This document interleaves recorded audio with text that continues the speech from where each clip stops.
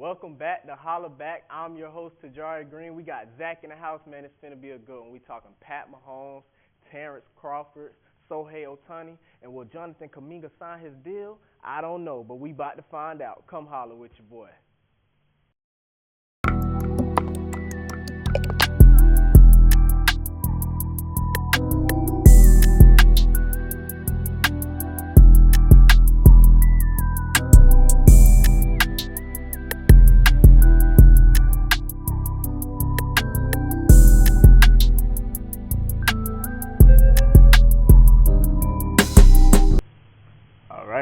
We here, man. How you doing today?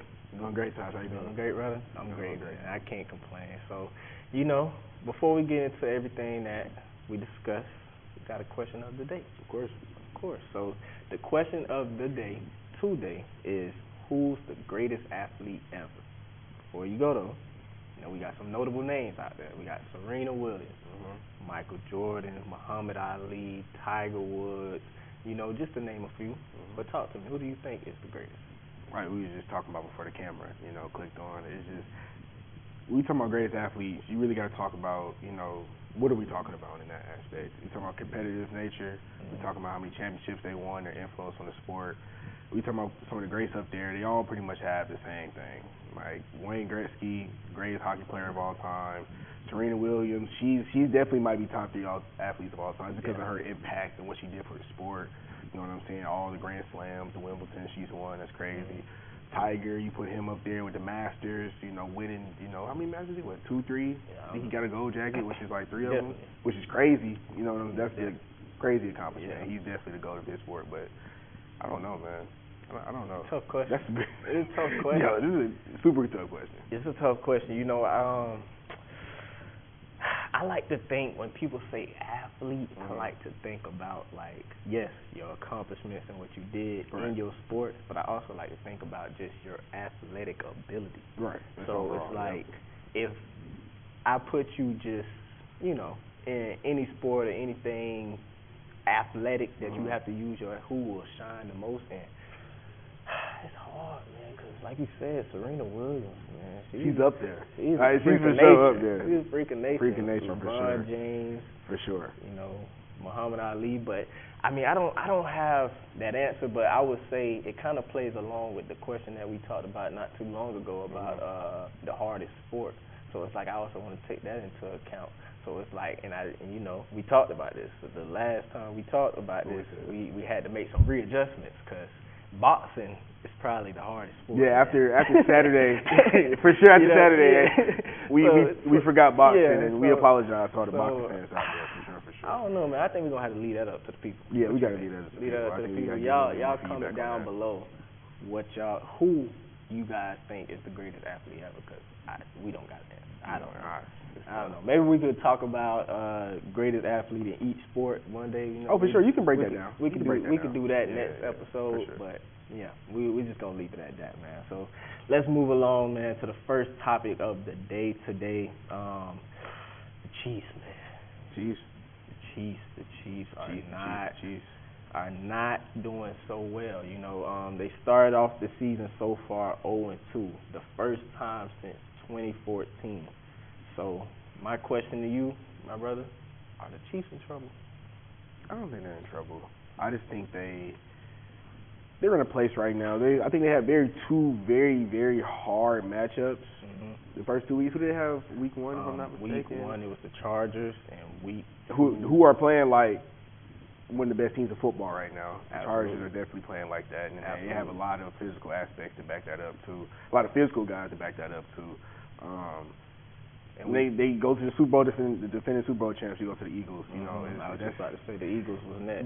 Two very tough matchups. You know what I'm saying? But it is the Chiefs though, so people do expect. Just like we talk about all the time, expectations. You know what I'm saying? And the Chiefs are expected to be that team every year. I'm not gonna lie, Pat's having a good year. Yeah. Because he's my fantasy quarterback. He is my fantasy quarterback. He's having a stellar year, by the way. I knew it was a catch to that. I knew it was a catch. So, I think it may be some defensive things, you know what I'm saying? Maybe another offensive weapon. Maybe they go look for a running back who can kind of take take that load off of Pat, you know. But I don't think they're in trouble though. I think they're good. I think they're a good team.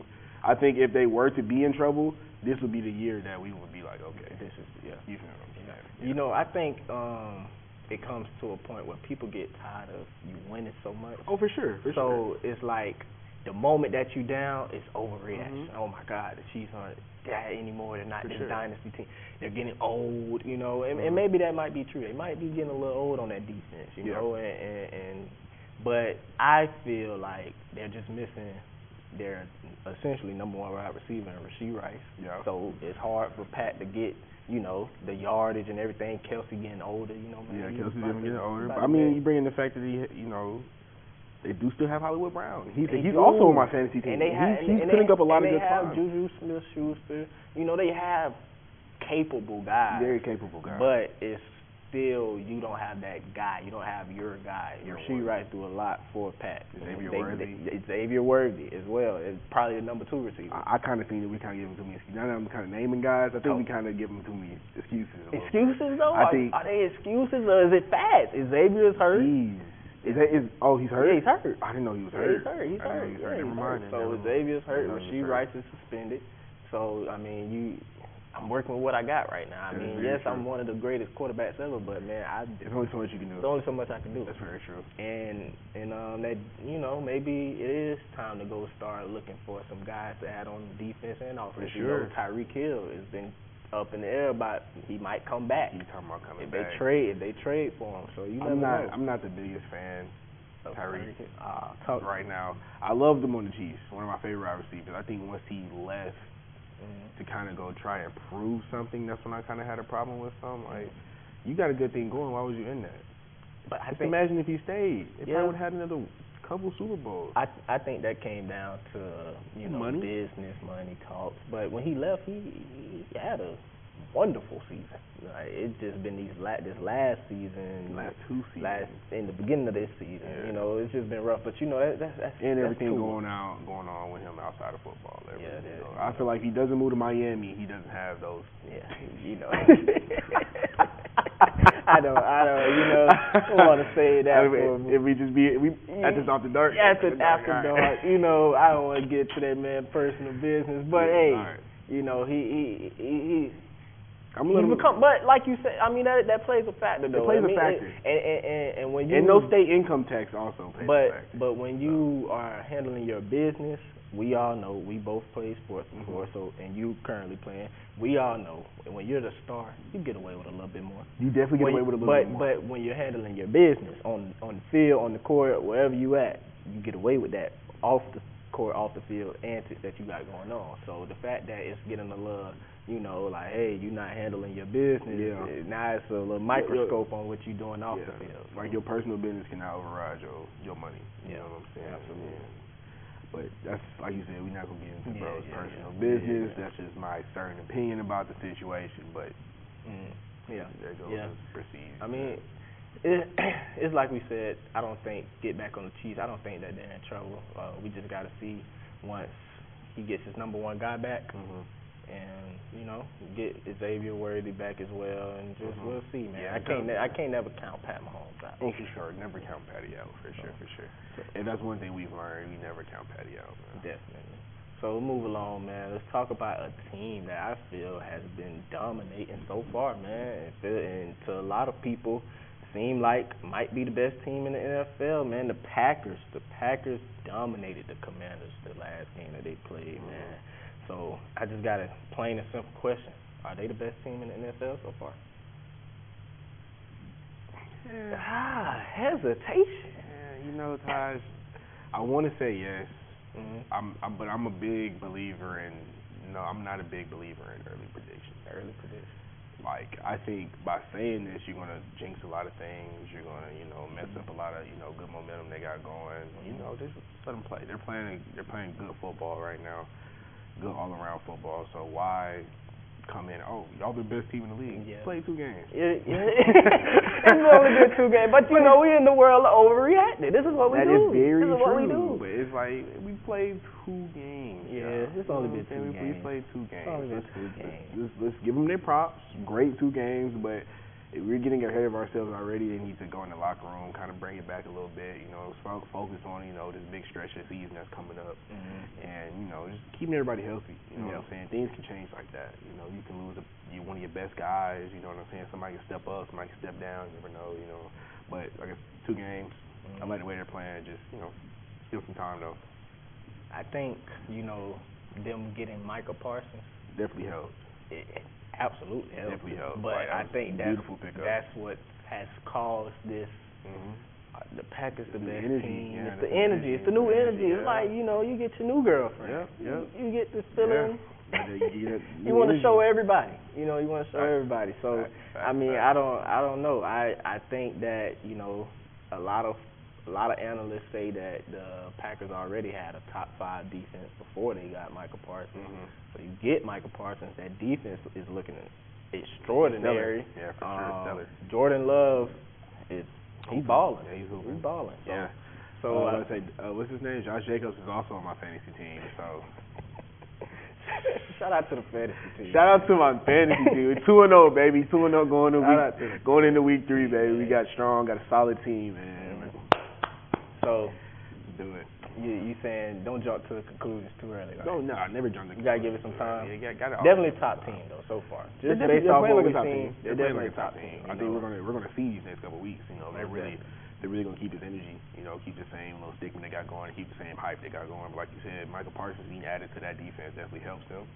It definitely creates that energy that they need for the fan base. You know, they haven't had a lot to cheer about since, you know, Big 12 left. Yeah, Big 12. Yeah, Big so 12. I think this is good for them. Yeah, you know, but I don't know, man. There's a lot of season left, like you said, so we just gotta wait out and see, man. For sure. But let's move along. Let's talk a little bit of basketball, man. Yeah, you man. know, my favorite sport, my favorite stuff to talk about. So, Jonathan Kuminga. It's been ongoing. It felt like since the season ended. I mean, I don't know. Yeah. Jonathan Kuminga and the Warriors are still having their contract issues.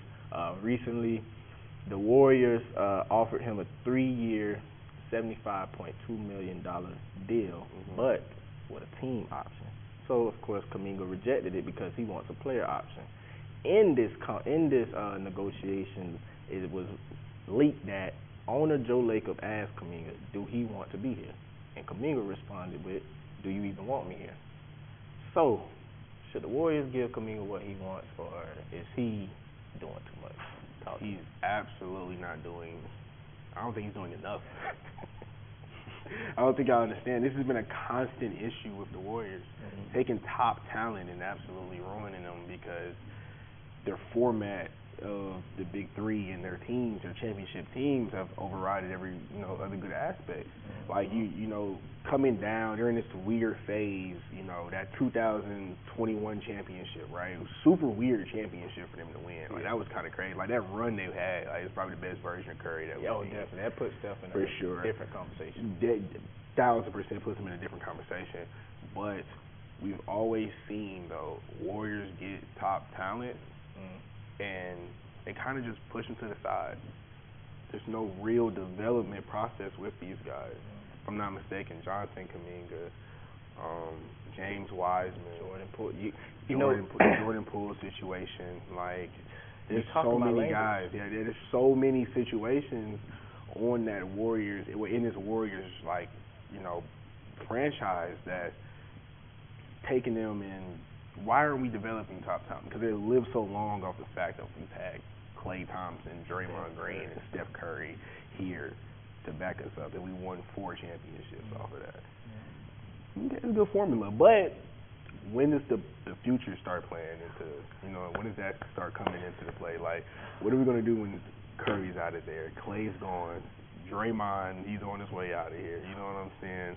He's going to try to hoop. He's probably going to retire the same year Curry retires, most likely. But I think Jonathan Kuminga is making the right decision, fighting back and getting up out of there because he's a very good player. I've been watching Jonathan Kuminga since he was in high school when he was playing with Noah Farrakhan and a lot of other top guys. He was the #1 player in the country.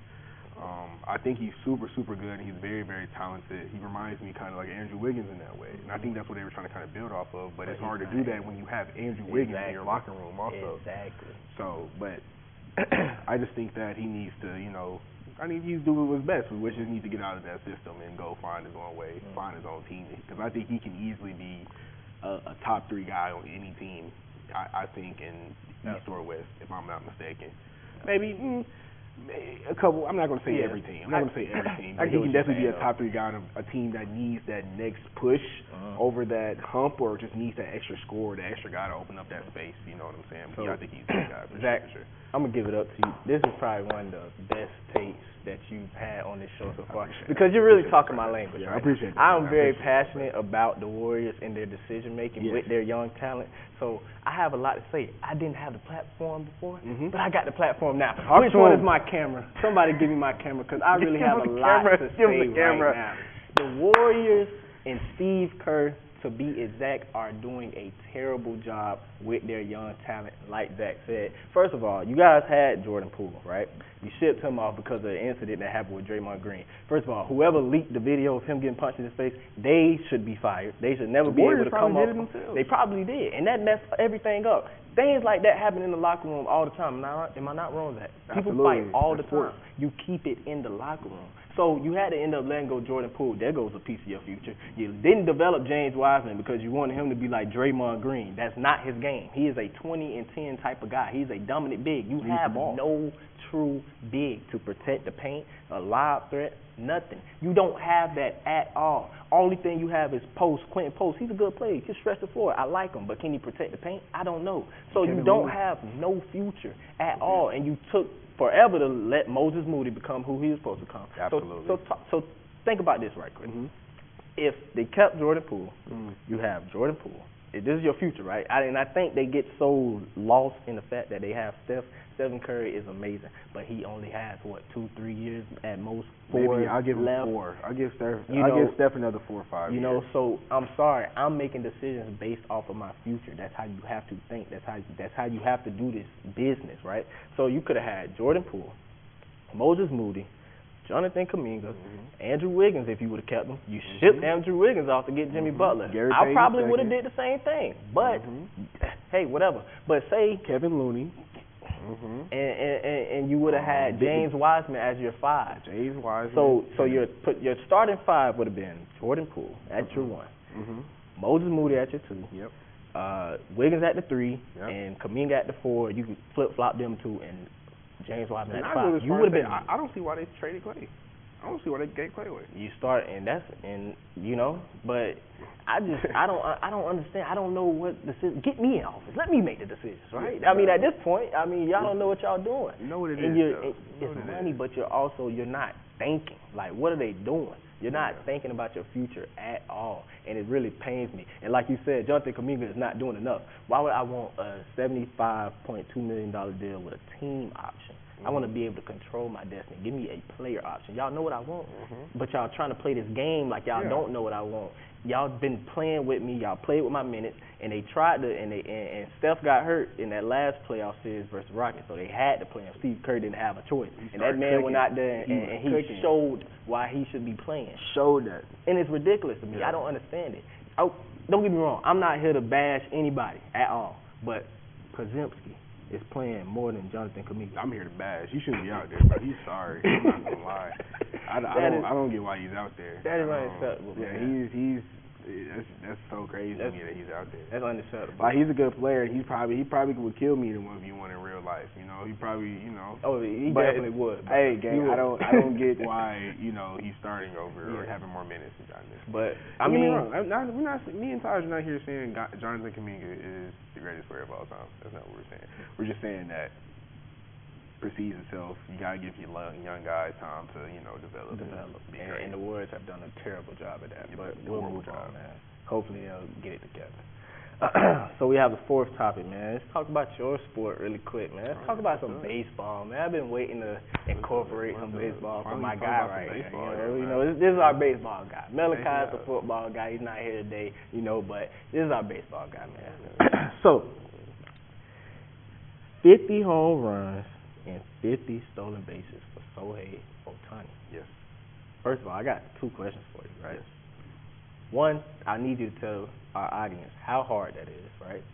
But also, is Ohtani one of the greats? Is he the greatest? We're Is he a once in a generation? Talk to me, Zach. Let me know something, man. We're probably witnessing the greatest baseball player of all time. That's what we're probably witnessing right now. Like how we saw LeBron come in and do what he did, you know, and kind of had that same storyline of being on a really bad team who wasn't doing anything. It kind of is the exact same. He was on the Los Angeles Angels, a team that's in, I think they have the longest active playoff drought in the league right now, if I'm not mistaken. So Shohei was playing on a team. That's the team that developed him.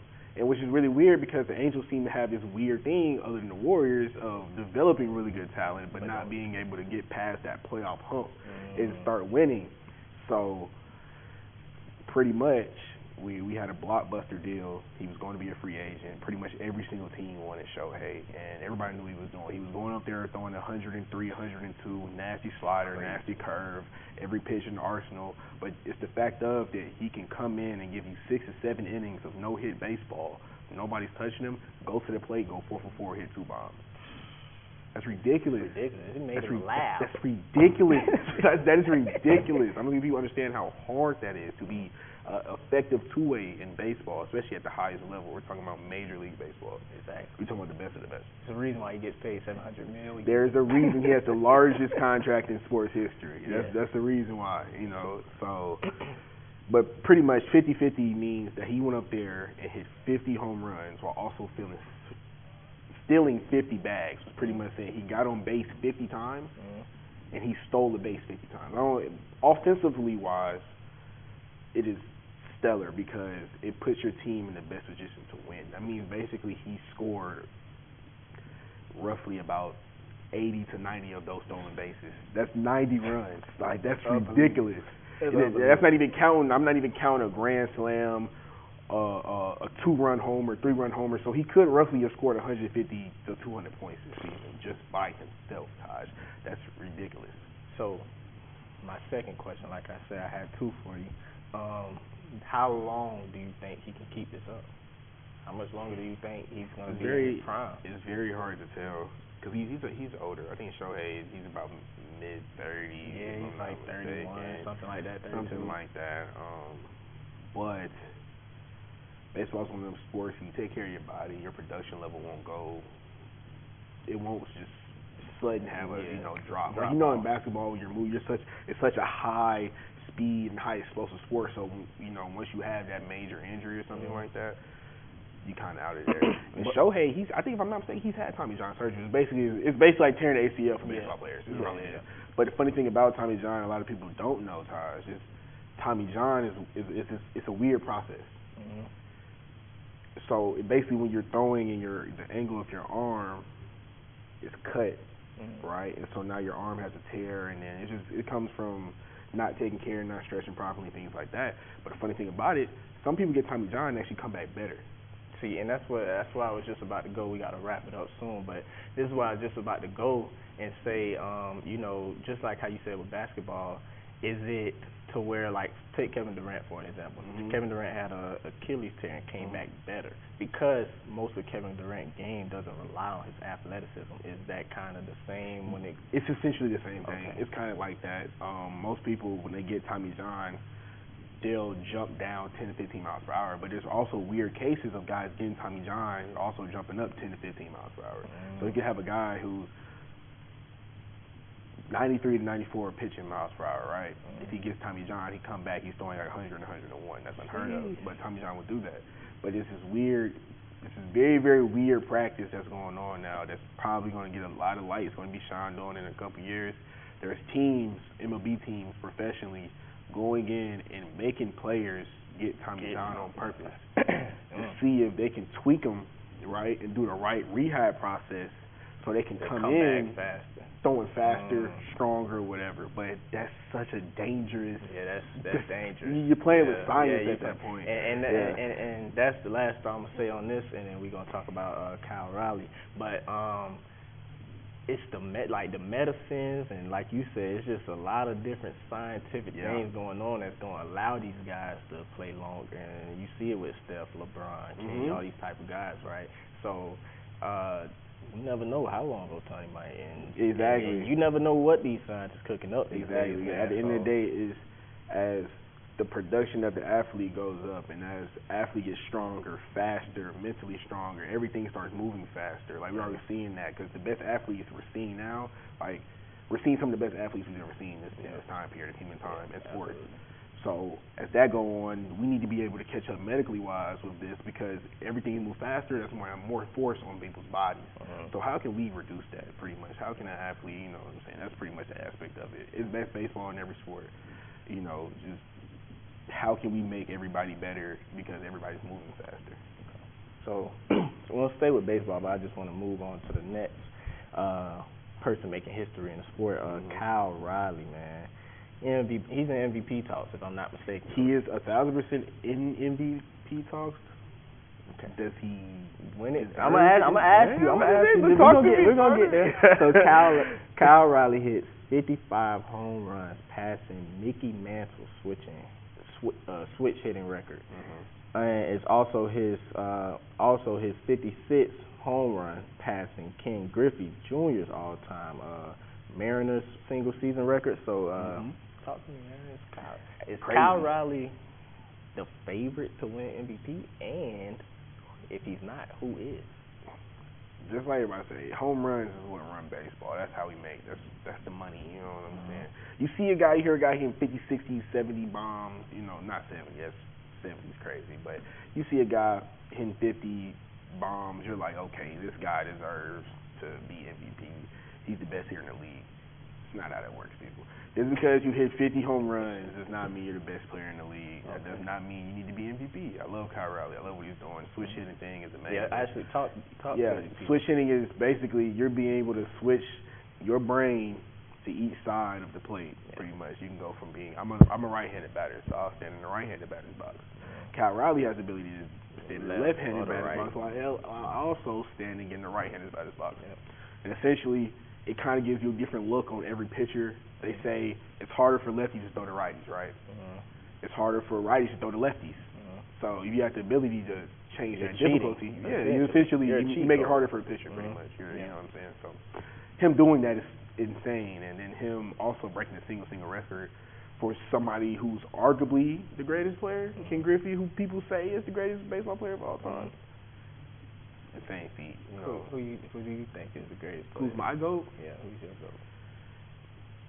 I think we'll have to create a chart right here, and we'll have to put a baseball field up, and I'm gonna name every position, because I can't go here and tell you, me sitting here and looking at the camera and telling somebody that there's one guy that I think is better than everybody who's ever played baseball. I'll be lying.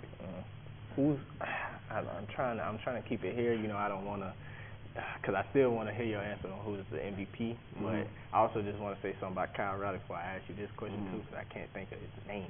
But Kyle Riley, right? He's the reason why I even learned what switch hitting was. You know what I'm saying? So Kyle's out there doing his thing, man. He definitely is. Yeah, that is a cheat code. I mean, I'm pretty sure a lot of baseball players wish they were able to be switch hitters, right? I know for a fact when I become a coach and have kids, I'm going to make my kids teach them how to. I'm going to make them go from both sides, because I think that just helps the brain's development in young athletes in terms of seeing a pitch, recognizing a pitch. That just helps you gain from. I wish my parents and my baseball coaches made me switch hit, like made me do everything right, left. I think I would have definitely. I'm already a power guy. Definitely, I would have took my game to the next level for sure.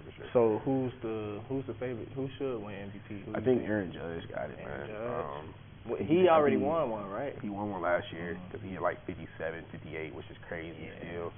I think Kyle Riley might break it. Kyle Riley might hit 60 bombs. I'm not gonna lie. If he hits 60 bombs, then we'll come back and have this conversation for a little bit later. I'm not gonna lie, but right now it's Judge, man. I think he's having a 50 homer season. He's hitting, but Kyle Riley is hitting like a measly, like under 240 or something like that.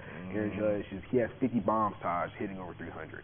So okay, let's break it down. You know what I'm saying? Aaron Judge is a pretty big guy too, right? He's humongous. He's 6'7". He swings like a 34, 35. You know, but yeah, like you got things like that. You got stats like that. You got to look at it in terms of just numbers. Like, I'm not going to sit here and tell you that Kyle Raleigh should be MVP. He hit 50. He's breaking records. Okay. As he should be, but Aaron Judge is having a statistically the better season in the AL. So. Okay, so before we move on, I got the name of the person I was thinking about when we asked the greatest baseball player of all time, right? I just want to hear your opinion on this. What do you say to people that say it's Barry Bonds? He's the greatest hitter of all time. Not For the greatest sure. player? Barry Bonds is the greatest baseball hitter of all time. When I hear player-tage, I'm thinking about a guy who's going to go up to the plate and give me what I want at the plate. Productive, strong, hit over the fence, great hitter, but also can go in the field, right, and make a play, be that guy. And then when I think about player, right, it's two people that come to mind, like in terms of off the bat, or just I grew up on, Ken Griffey and Mike Trout. Yeah. People do your research on Mike Trout. Yeah. Arguably, top 10 player of all time, maybe top 5 in a lot of people's eyes. Probably Mike's top 5. still playing, right? Too. Mike's still playing, and he's who was teammates with Mike? Kyle Raleigh. Shohei Ohtani. Oh, they both played the Angels together. That's what that whole thing when I talk about how the Angels, the bad development, they've had Mike Trout, one of the greatest. He's projected to be the greatest player of all time. First ballot Hall of Famer. He's hit 300 home runs in his career. They've had him the whole time, Taj, and cannot make a playoff. He's played in playoffs one time. Wow. One time, Taj. Wow.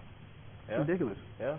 I would be considered casual when it comes to baseball. I'm not too tapped into, but that's why I got you. That's essentially like LeBron staying on Cleveland. But I do know, though, every guy that you mentioned today so far, Kyle Raleigh, Shohei Ohtani, Mike Trout, Aaron Judge, I know those names. Yeah. So you know what those mean? That means those guys are superstars. Those guys, we're talking about upper echelon. Yeah, those guys are superstars. I start talking about guys you never heard of, Michael Harris, Randy Razor. See, now you lose. You know what I'm saying? Trevor Reeves. So before we move on, Stewart. Yeah, before we move on, do you think Barry Bonds should be in the Hall of Fame?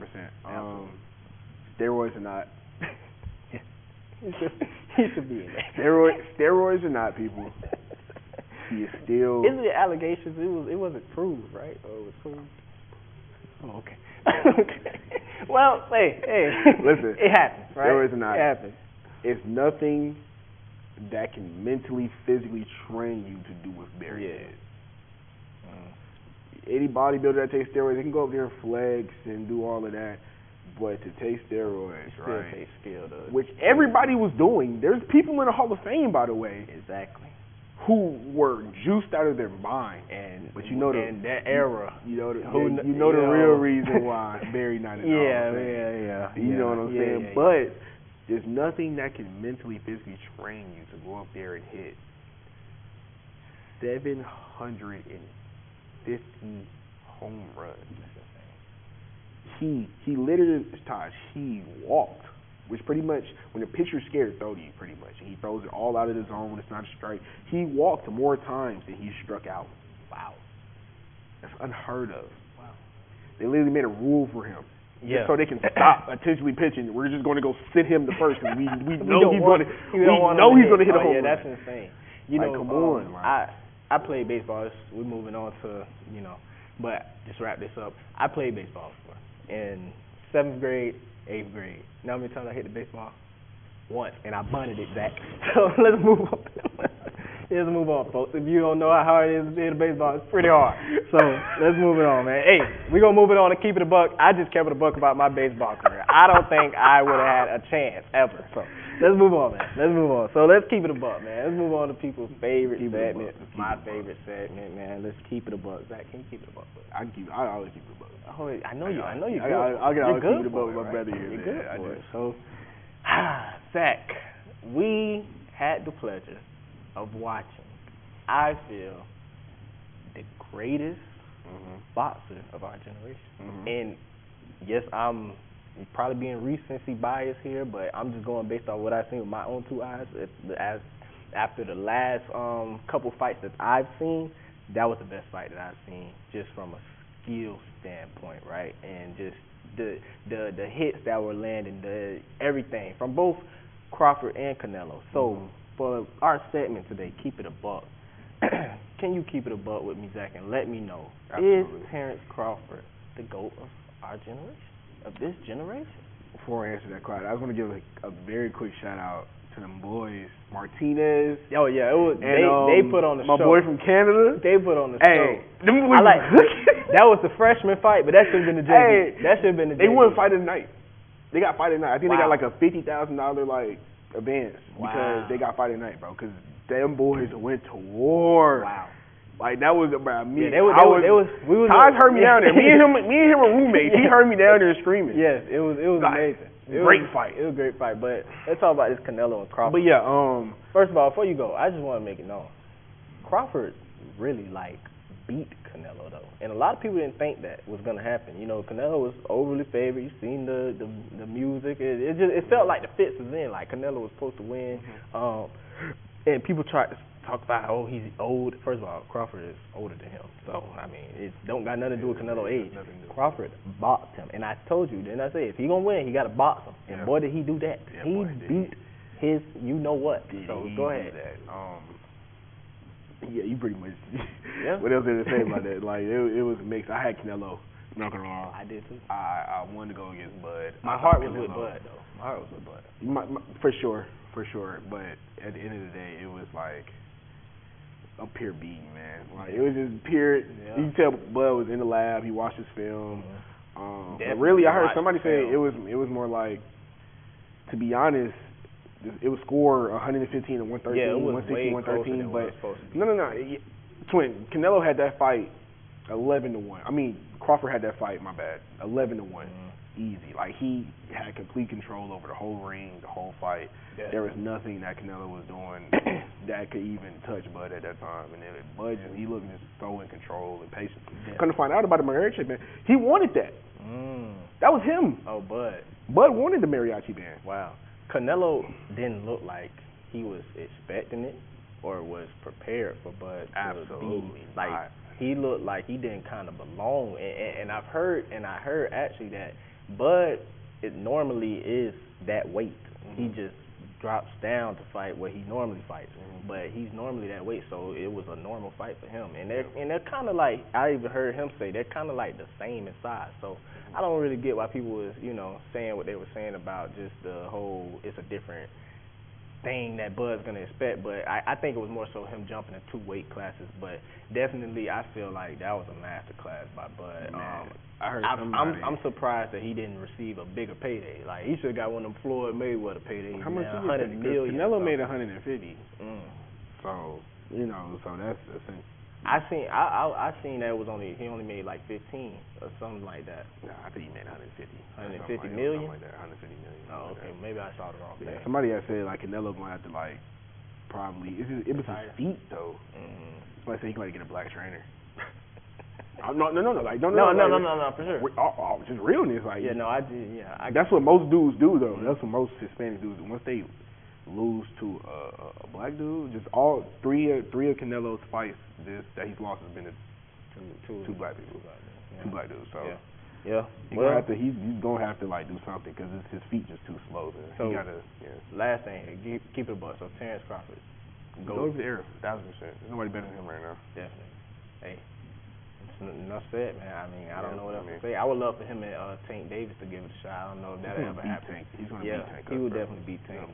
But I like to make this known too, and you are my witness. I said that Bud was the GOAT of this generation after that fight before Max Kellerman said. Didn't I say that? Did I say that? I did say that. So I'm just leave y'all. Max Kellerman was on there having a stroke for some reason. I don't know what he had going on. So I'm gonna just leave y'all with that. That was the show for today, man. I hope y'all enjoyed it. I'm your host, Tajari Green. This is Zach Turner, and we'll holla back with y'all.